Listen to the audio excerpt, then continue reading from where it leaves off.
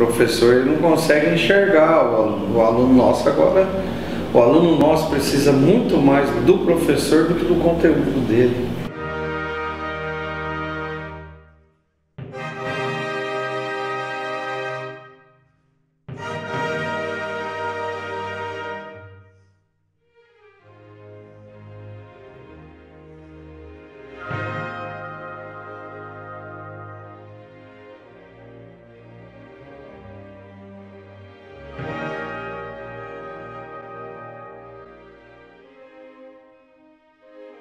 Como o senhor enxerga e avalia essa tecnologia dentro da educação, o uso de celulares, entre outras tecnologias, dentro da área da educação?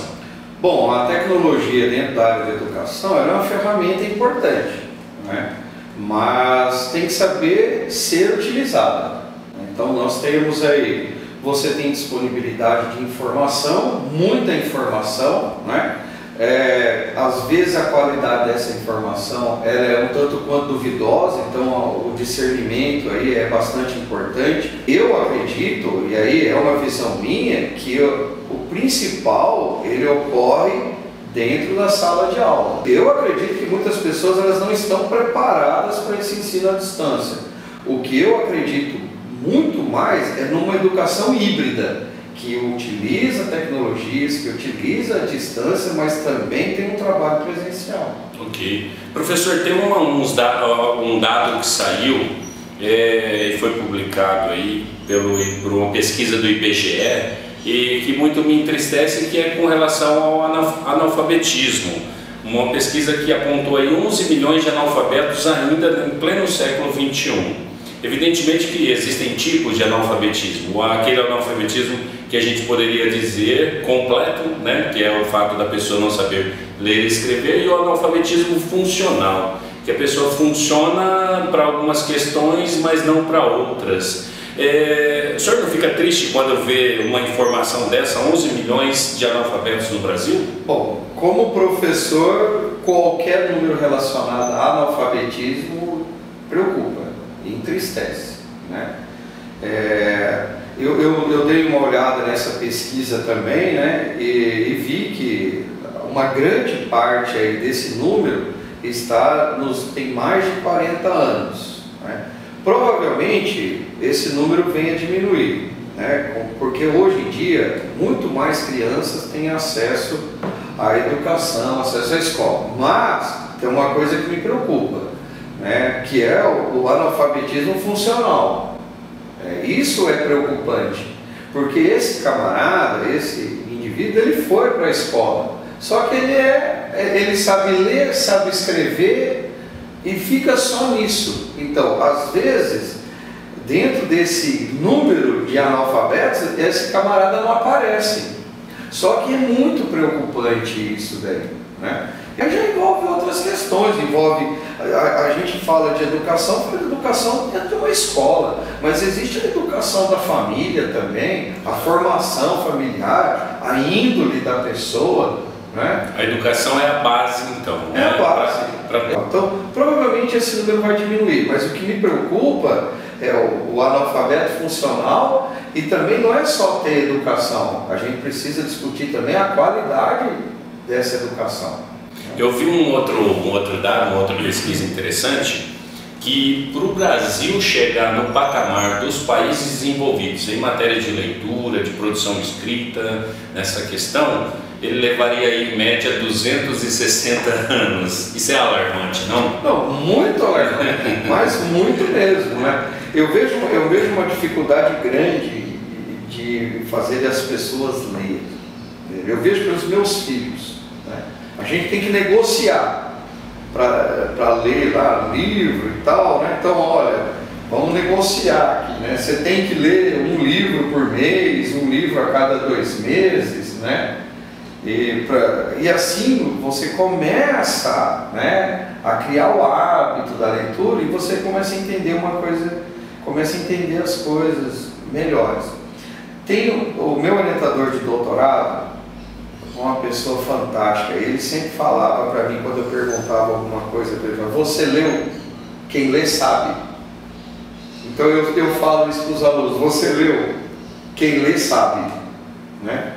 Então é fundamental, se você quer alguma coisa, algum progresso na educação, a leitura é o primeiro ponto. Você teve a oportunidade de ir para fora do Brasil e conhecer algum sistema educacional lá fora, ter contato com algumas pessoas, né? O que o senhor acha que está faltando no nosso sistema educacional brasileiro?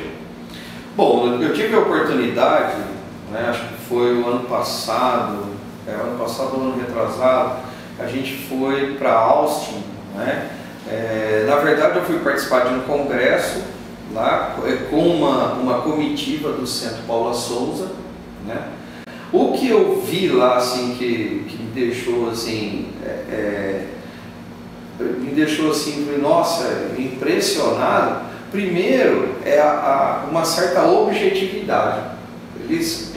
Os cursos, por exemplo, em engenharia, 5 anos, né? O que eu vi lá, engenharia, 4 anos. Quando você fala no ensino básico, o ensino básico ele precisa ser reestruturado, ele precisa ser modificado, né?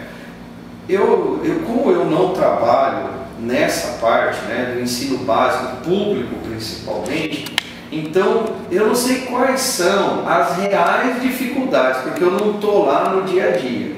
Porque é muito fácil eu aqui fora ficar apontando, né, apontando deficiências, mas eu não sei o que leva a essas deficiências, né? Porque eu penso assim... Os fatores que travam o sistema educacional no ensino básico. Que travam o ensino básico. Mas eu poderia te dizer alguns deles, né? Que eu tenho experiência nessa área, né? Um deles é a questão educacional de base familiar, trava o sistema.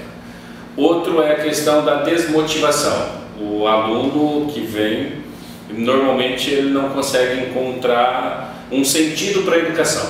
O que aquilo vai proporcionar para ele futuramente? Porque às vezes ele, por ser muito jovem e ser influenciado pelas mídias, às vezes ele acha que ser o cantor, ser o jogador de bola, ser o traficante, né? O youtuber, esses são as motivações que o levariam ao sucesso mais rápido. Ou a única motivação que o levaria ao sucesso, que não a educação. Na verdade, você tem razão. Você tem toda a razão com relação a isso. Eu também observo isso daí. E um pouco, eu acho que é a pressa de ter. Né? Eu vejo assim que a juventude, ela não tem muita paciência. Sabe uma coisa que eu vejo em relação aos japoneses e aos brasileiros, por exemplo? É lógico, são duas culturas e a gente não vai entrar no mérito não vamos aprofundar e entrar no mérito das culturas aqui. Anos aí, né? Mas uma coisa que eu admiro profundamente nos japoneses é que quando eles falam de formação educacional, a formação educacional deles é voltada, preocupada com o outro. Não é aquela formação somente para si, mas eu tenho que me formar também pensando no outro. Então, por exemplo, se você vai à minha casa, eu vou te receber com todas as pompas e glórias, né? Por quê? Porque você é merecedor disso. Então, a educação, se ele vai construir alguma coisa, ele constrói pensando no outro. E no Brasil parece que não, no Brasil parece que é invertido. É cada um olhando para o seu próprio umbigo. E eu acho que isso é um dos fatores que também trava o bom andamento social. O senhor também tem essa visão ou não? A educação oriental ela é milenar, ela é diferente da nossa. A gente tem muito o que aprender, né? A gente tem que aprender a ter valores familiares, a valorizar a família, a valorizar o pai, a valorizar a mãe, a valorizar o professor, né? Uma das coisas que eu sempre falo nas formaturas, eu falo assim, olha, esse que a gente, na disposição das cadeiras, os alunos sentam na frente e os professores sentam atrás. Esses que estão atrás, eles passaram para você o bem mais precioso. Então, tem que existir um respeito com isso daí, né? Então, a gente tem que escutar, por exemplo, escutar a sabedoria dos mais velhos.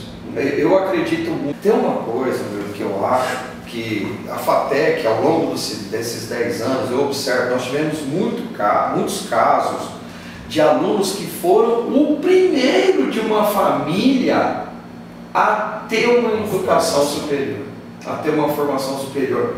Eu acredito que isso muda uma família inteira. A área análise e desenvolvimento de sistema, a gente sabe que é crucial, que é fundamental, né, essencial o trabalho em equipe.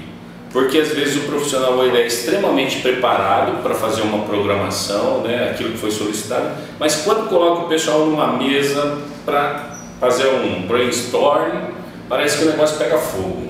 E aí, Juliana, como que essa questão de comunicação? Bom, na verdade, trabalhar em grupo, comunicação, tem que começar na educação de base, eu acho. Então, tá lá na escolinha, então os menininhos lá e tal, trabalhando também já sentar numa mesa e já começar essa interação. E olha que interessante, eu vejo pelos meus filhos, por exemplo, que eu acompanhei mais, nas escolas eles sentam numa mesinha, todo mundo junto, eles tomam um lanchinho junto, só que eu percebo que isso não avança, isso é feito ali, aí depois quando ele passa para o ensino fundamental 1, pode até ser, no 2, acabou, aí já as carteiras são em fila, você entendeu? Então aí ele começa a trabalhar individualmente já.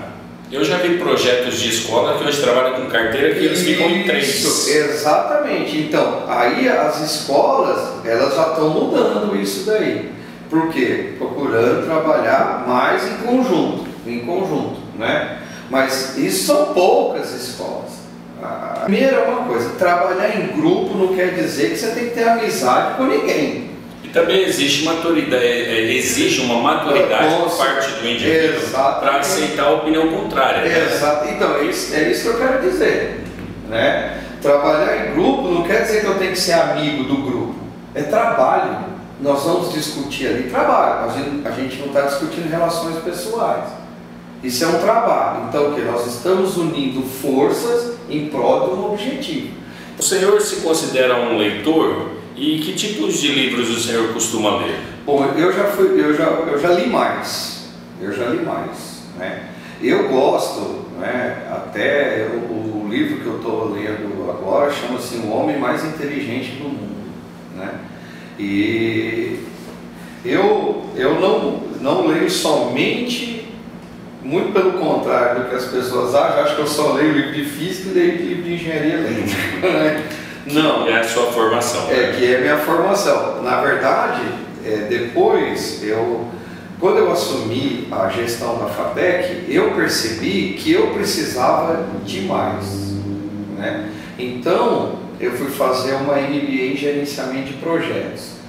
E lá eu tive disciplinas que envolviam liderança, envolviam você saber lidar com conflitos. Então aí eu comecei a ler alguns livros sobre isso, né? Como ser um líder eficaz, né? Então, livros nessa área. Mas eu também gosto muito de filosofia, né? Eu quero saber a história da ciência, questões filosóficas que envolvem de forma geral, né? Então, mas eu me considero assim, que eu precisaria ler mais. Eu já fui mais forte na leitura, eu diria. Eu já cheguei a ler 3 livros por vez, assim, né? Um livro de uma coisa, um livro de outra e tal, né? Mas hoje eu já leio menos, até porque eu tenho muitas atividades, né? Então é difícil eu sentar, ter um momento assim para ler, para me concentrar, né? Numa leitura. Mas eu sempre procuro. E você assim tem uma como que eu vou dizer? Você tem alguma técnica, alguma coisa que você acha que possa motivar os jovens? Porque é interessante, né? A gente como pai, a gente percebe que a criança, quando ela está naquela fase de inicial ali, ela tem aquele gosto pela leitura, pelo pai, pela mãe, contar as historinhas para ela, mas aí depois ela vai crescendo, o efeito vai sendo o inverso. Parece que ela vai desgostando da leitura, chega na adolescência, parece que a leitura já não provoca mais a mesma motivação que provocava na infância. A que você atribui isso? Como você vê essa questão de por que a criança ela se desmotiva? O que leva ela a ser desmotivada? Até o aluno no ensino médio ele é mais desmotivado, você percebe muito aluno desmotivado. A motivação a gente sabe que é uma questão pessoal, né, interna dela, né? Mas por que você acha ou pensa que desestimula ou que faz a criança perder o gosto, o adolescente perder o gosto pela leitura? Bom, olha... Na sua visão pessoal? Não, a minha visão pessoal, eu sou igual a todos os adolescentes, né? Fui igual a todos os adolescentes, né? Eu também fui o da historinha que gostava e depois não queria mais. Era uma dificuldade absurda para pegar um livro para ler e tal, né?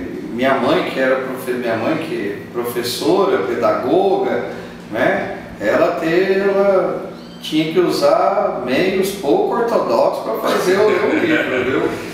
E eu, assim, o que eu... Era o que tangenciava para mim era mais interessante. Eu jogava futebol, eu gostava de sair com os meus amigos e tal. Ou seja, eu não consegui desenvolver o hábito de leitura quando era criança. Esse hábito de leitura, ele veio quando eu estava na universidade já, né? Então, na universidade... Mas aí pela necessidade. Não, eu lia livros diversos, né? Eu lia livro, por exemplo, de religião, né? Relacionado à minha religião e tal. Então, lia livros, aí eu comecei a me interessar por filosofia, mitologia. Comecei a ler um monte de coisa, né? Assim... eu vi um livro lá, falei, nossa, que bacana. E eu lia aí um livro falava de um outro livro, eu falei, vou pegar esse livro para ler também. E eu comecei a me empolgar mesmo, né? E comecei a ler bastante. Então eu vejo assim, né? Eu acho que eu vejo pelos meus filhos, é uma luta contra um oponente, meu amigo, mas muito forte, é televisão, né? A televisão, se antigamente que não tinha nada na televisão, ela já era um oponente forte, imagine agora que além da programação normal, você tem a TV paga e você tem YouTube, tem internet, você entendeu? Coisas que são atrativas.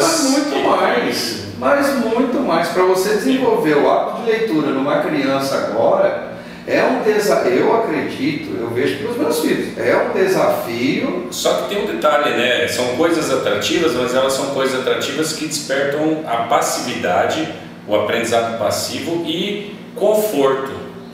Claro. Só que a leitura é cômodo. Mas a leitura já nos faz flutuar na imaginação, né? Aumenta a inteligência. Vocabulário. Né? Não tem comparação. Você pegar um livro para ler. Vamos pegar assim, ó, eu vou te dar um exemplo que eu achei sensacional. Só teve um livro que eu li que virou filme, né? Eu sei que tem um monte de livro aí que virou filme, mas teve um que eu assisti. Eu li o livro primeiro e esse livro eu li 2 vezes e depois eu assisti o filme. Eu li o livro antes de assistir o filme e li o livro depois que eu assisti o filme, né? Que foi Estação Carandiru, do Dr. Drauzio. Exatamente. Eu li o livro antes e depois lançou o filme. Eu só entendi, aí que eu fui entender o filme, que eu li o livro. Porque a riqueza de detalhes do livro, o filme não consegue, porque o filme tem um tempo ali. Você entendeu? O livro não, o livro você viaja. Né? Você só volta a fazer o livro mais fino e mais grosso. Então, na verdade, foi mais encantador para você ler o livro do que assistir o filme. Muito mais. Eu só consegui entender algumas coisas do filme porque eu li o livro. Porque no filme passou muito rápido assim, aí eu já associei com o livro. Né? Eu gosto muito do Harry Potter. Eu assisti todos. E assisto de novo, né? Só que eu nunca li o livro. Eu fico imaginando se o filme eu já assisti umas 2, 3 vezes. Uma coisa que você falou, eu lá em Austin, quando eu vi a grade de um curso de engenharia, eles têm disciplinas na área de humanas. O curso de 5 virou 4, a carga horária deles é menor do que a nossa aqui, E eles têm disciplina na área política, para entender a política do Estado, a política do país e também de humanas, de relações humanas também. Eu costumo falar em palestras sobre incentivo à leitura que o livro ele é como uma máquina do tempo, ele te transporta para outro. Pessoas que já morreram podem deixar um livro e consumirem aquilo que uma pessoa já não está mais na Terra, mas deixou de legado. Então não deixa de ser uma tecnologia do livro. Sim, claro. É legal. Ele é uma tecnologia para o camarada deixar aquilo, né? Isso. E ainda bem que tem. Pensando nessa linha, hoje em dia existe uma necessidade, se colocou essa necessidade de formação de empreendedores, porque cada vez mais o mercado exige habilidades múltiplas dos alunos, Existe alguma pesquisa na FATEC ou alguma preocupação nesse sentido de não só formar profissionais para a indústria, mas também empreendedores no sentido... Na verdade, a FATEC ela gostaria de formar mais empreendedores. Essa é a visão da FATEC, formar empreendedores. Tanto que nós temos a agência Inova Paula Souza, que é um projeto de inovação para a formação de empreendedores. Ela gostaria de formar mais empreendedores. Então, eu acredito que tem uma questão aí de feeling. Eu já fui empreendedor, eu já tive loja, por exemplo, e tal. Não tenho feeling para isso. Meu feeling é outro. Meu feeling é para a sala de aula. Eu acabei chegando a essa conclusão. Em todas as universidades, a evasão é um problema. Nas universidades públicas é um problema porque o governo investe. Nas universidades particulares é um problema porque ele é receita. O aluno que evade, você deixa de ter aquela receita, se a gente for analisar. E é um problema sério, que a solução dele busca-se de todas as formas. Eu acredito que uma forma da gente mudar essa questão da evasão está dentro da sala de aula. Dentro da sala de aula. Eu, como professor, eu me preocupo muito com isso, porque eu estou como diretor da FATEC, mas eu leciono em outros lugares. E é uma preocupação grande em mim, manter o aluno na sala de aula. Então, nós, professores, temos que buscar ferramentas para estimular o aluno a se manter na sala de aula. Foi o que eu te disse. Ninguém vai embora do cinema quando o filme é bom. Até que ela é uma faculdade pública, ok? Certo. E hoje ela está espalhada pelo estado de São Paulo, somente no estado de São Paulo. Quantas FATECs nós temos hoje? Bom, hoje nós temos 66 FATECs, tem mais duas que já estão em vias de começar suas atividades, então vai para 68. A meta do governo do estado de São Paulo é chegar a 80 FATECs. São aproximadamente 80 mil alunos de ensino tecnológico. Todos os cursos são de 3 anos, e voltados para a tecnologia. Hoje, os cursos que são oferecidos em se tratando de FATEC Araçatuba, estes cursos são suficientes para atender a demanda dos setores de trabalho? Na verdade é o seguinte, a gente tem em Araçatuba 2 cursos, na verdade são 3 cursos, o Tecnologia em Biocombustíveis, que é um curso que é aderente ao mercado, aderente ao setor sucroenergético. Ele não é específico para o setor sucroenergético, porque ele abrange todos os biocombustíveis, biogás, biomassa, biodiesel e bioetanol. Nós temos o curso de Análise e Desenvolvimento de Sistemas, que esse curso na área de TI, ele tem em todo lugar. Então essa área de TI tem em todo lugar. Então ele não é regionalizado, ele ataca em qualquer lugar. E nós temos o curso de Gestão Empresarial. Esse curso é na modalidade à distância. Só que a modalidade à distância no Centro Paula Souza, ela é um pouco diferente. Então acho que é importante a gente frisar que na educação à distância no Centro Paula Souza, nesse particularmente, no curso de Gestão Empresarial, nós temos mediadores online, tem mediador presencial também. Então é um pouco diferente. Só que agora nós não temos mais vestibular para o gestão empresarial. A gente está finalizando as turmas que já entraram. Ok. E há previsão de implantação de novos cursos? Bom, aqui em Araçatuba a situação nossa é um problema de espaço físico. Eu não tenho salas de aulas para montar novos cursos. Porque os cursos já existentes eles já ocupam todo o espaço físico. Ocupa todo. Nós temos 6 salas aqui, ocupa todas. Né? Nós temos hoje em torno de, contabilizando o curso de gestão empresarial, aproximadamente 500 alunos. Eu percebo que há uma preocupação muito dos jovens aqui araçatubenses com relação ao curso de ADS ser à noite. Existe essa possibilidade futura de análise do desenvolvimento de sistema ser à noite? Sim, existe essa possibilidade de nós oferecermos em 2 períodos, inclusive. Né? Agora, é que à noite já funciona o curso de biocombustíveis, então não tem sala de aula para tudo isso. Né? Mas nós temos outros cursos aí que tem assim, possibilidade. Né? Então, ó, nós temos um curso na área de engenharia civil, que é o controle de obras, que tem aprovado para a nossa FATEC. Nós temos um curso chamado Sistemas Elétricos, que na verdade foi eu que escrevi, inclusive, né? Também foi aprovado para essa FATEC. Nós agora estamos começando a estudar uma reestruturação do curso de biocombustíveis, para ele ser um pouco mais aderente ao mercado sucroenergético, para atacar com força mesmo o mercado sucroenergético. Né? Nós temos também, no próprio curso de análise e desenvolvimento de sistemas, a gente está reestruturando ele internamente. Por quê? Porque a gente observa que esse curso ele ataca em N áreas. Então, a parte agrícola das usinas tem uma tecnologia muito forte. Então a gente aos poucos está querendo incluir disciplinas que relacionam com o setor agrícola.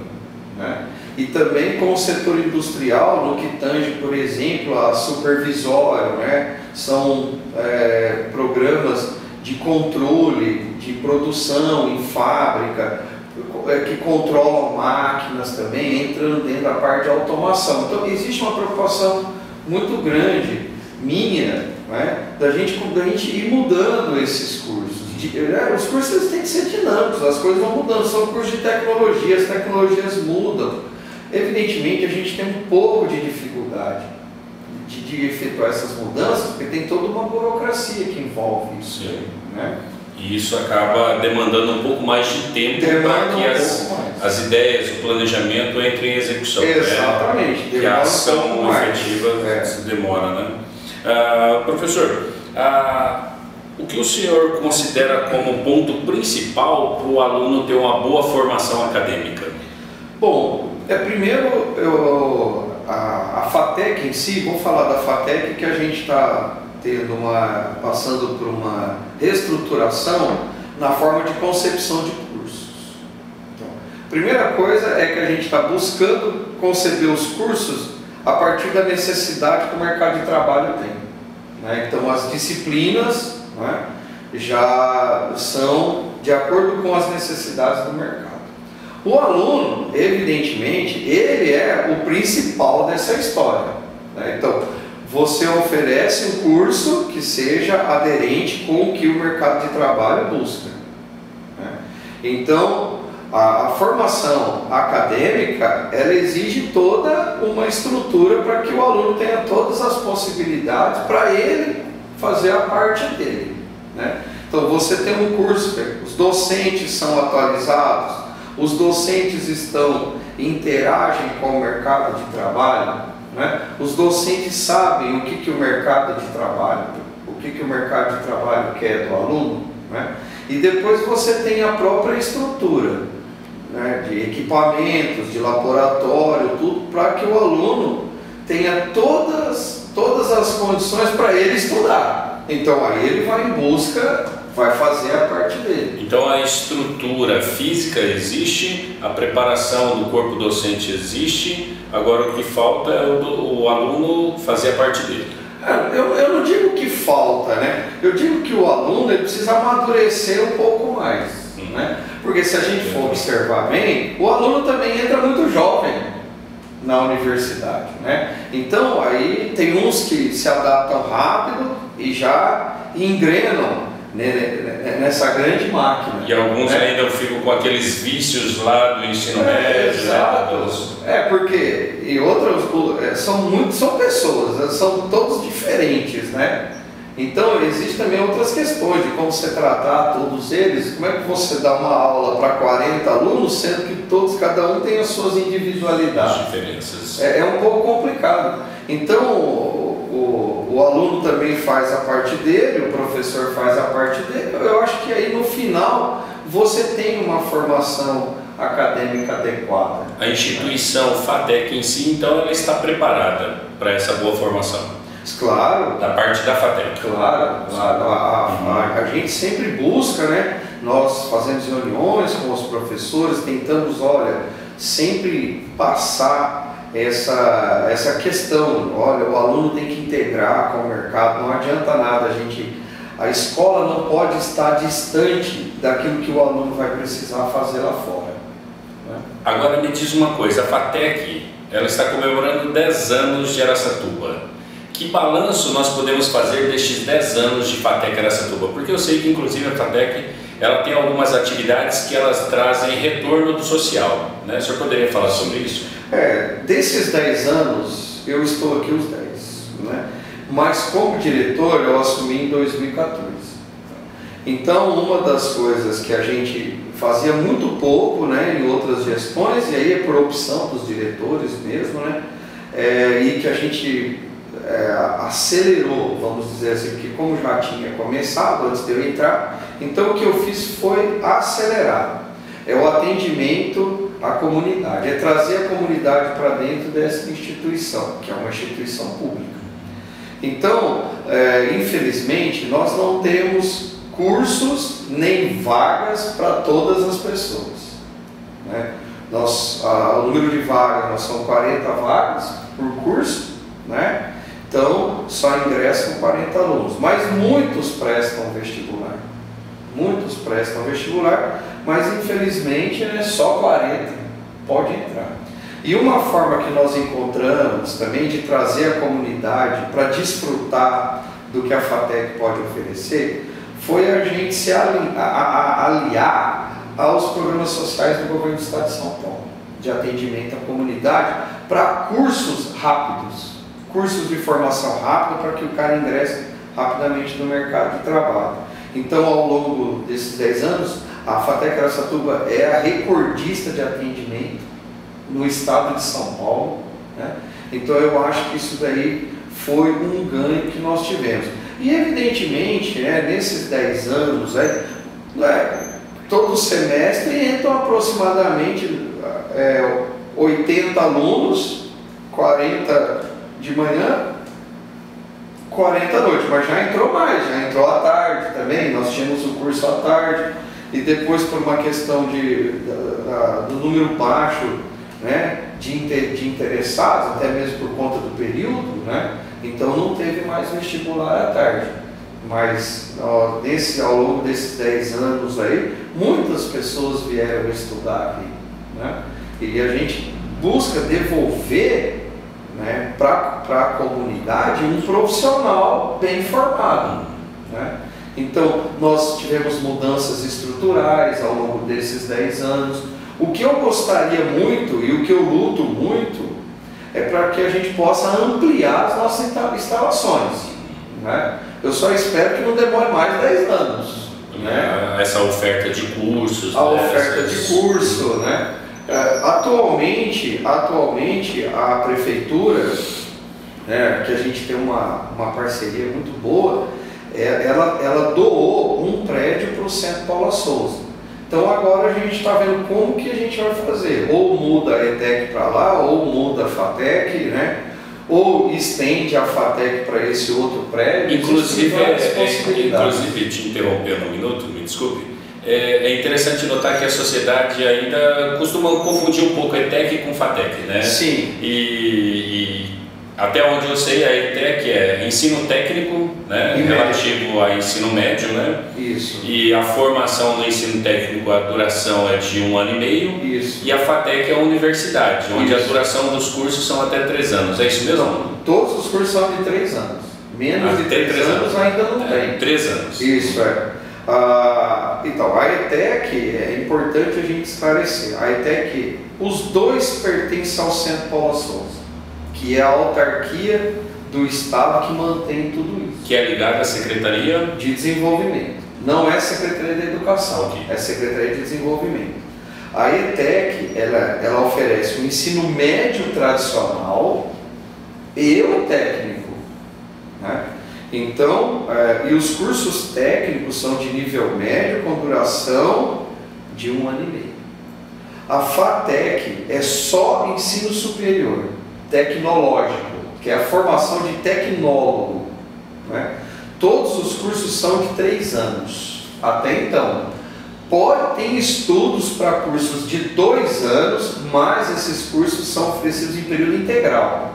Essa é a ideia. De 3 anos, um período só, no caso de 2 anos, período integral. Existe esse estudo também, inclusive a gente está estudando para implantação aqui na nossa unidade. Ciência de dados, né? O tal do Big Data, que é Big Data em português, e forma cientistas de dados e inteligência artificial. Você acha que existe a possibilidade de implantação desses cursos futuramente, que é o que está bombando, que está se falando muito na atualidade? Esse curso, que a gente chama o Big Data, aí, né, ele já tem na FATEC Pompeia, né, que é onde também... E lá tem 2 cursos que são pioneiros, na verdade. Tem lá Mecânica de Precisão, né, e tem o Big Data, que são cursos voltados para a área agrícola. Existe um interesse da UDOP, que é a União dos Produtores de Bioenergia aqui da região, em que a gente implantasse esse curso aqui. Mas esse curso é muito novo ainda, ele está assim em fase um tanto quanto, eu poderia dizer, até experimental. Aqui no Brasil, então, ele está nos primeiros passos. Está nos primeiros passos, né? Ele ainda está dando os primeiros passos, mas eu vejo tanto que lá na FATEC Pompeia, esse curso ele é voltado para o setor agrícola, mas tem muita gente que por exemplo, que é da área comercial, que tem essas grandes empresas que tem e-commerce, né, Casas Bahia, Magazine Luiza, banco, que está interessado nesse curso também. Porque ele trabalha com um grande volume de dados. Sim. Né? Então, existem outras empresas têm muito interesse nisso, muito interesse. Porque há um retorno comercial, financeiro em cima de eu acredito que a gente tendo um espaço físico, tendo uma estrutura, nós poderíamos tentar trazer esse curso aqui para Araçatuba, sim. Né? O país das jabuticabas quer ser diferente ou quer continuar sendo o terceiro mundo, o país subdesenvolvido? Não, a gente quer ser diferente e nós vamos ser diferentes. Nós vamos transformar esse país, porque se eu não acreditar que esse país pode mudar, então eu teria que escolher uma outra profissão. Mas não há um sistema perverso por trás de tudo que parece que demanda contra? Tem um sistema perverso, mas eu acredito, eu tenho fé, né? Eu acredito em forças divinas, que ela pode ser lento, mas ela vai acontecer. Mas vai acontecer mudanças significativas, positivas. Nós estamos vendo agora, o que está acontecendo agora com o Brasil, ele vai ocorrer uma transformação. Eu estou inteiramente à sua dispor. Eu agradeço a presença da Fernanda também, que esteve desde o começo aqui com a gente, né? E também gostaria de encerrar com uma última pergunta. Um livro que o senhor recomenda para aquele que nos assistiu até aqui? Bom, esse livro que eu estou lendo agora, O Homem Mais Inteligente do Mundo, esse livro eu estou achando ele sensacional, que ele começa com um camarada provando provocando os conselheiros da ONU, até que um desses conselheiros fala para ele assim: mas você já estudou sobre Jesus Cristo? E ele foi desarmado completamente, né? Então, e aí ele vai começar todo um estudo sobre essa pessoa, sobre Jesus Cristo, né? E ele, todo cheio de razão, ele desmontou uma reunião da ONU, mas quando ele foi perguntado sobre isso, ele: eu não tenho religião não, mas eu não perguntei qual que é a sua religião, perguntei se você já conhece ele. E aí ele vai começar a estudar. Quem sabe esse livro vire filme, né? Se Deus Doutor Juliano, um abraço. Eu que agradeço. Até a próxima.